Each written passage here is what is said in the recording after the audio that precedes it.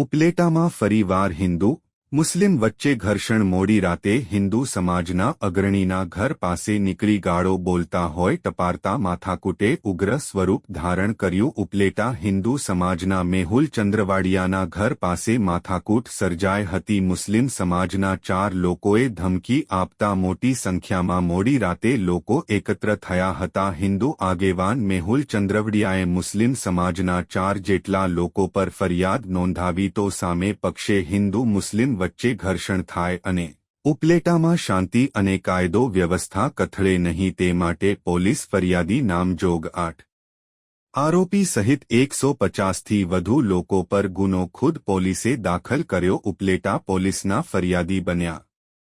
સમગ્ર ઘટનાના રાત્રિ બનાવ દરમિયાન સોશિયલ મીડિયામાં વીડિયો પણ વાયરલ થયા. ઉપલેટામાં ફરીવાર હિન્દુ અને મુસ્લિમ વચ્ચે ઘર્ષણ સર્જાયું હતું.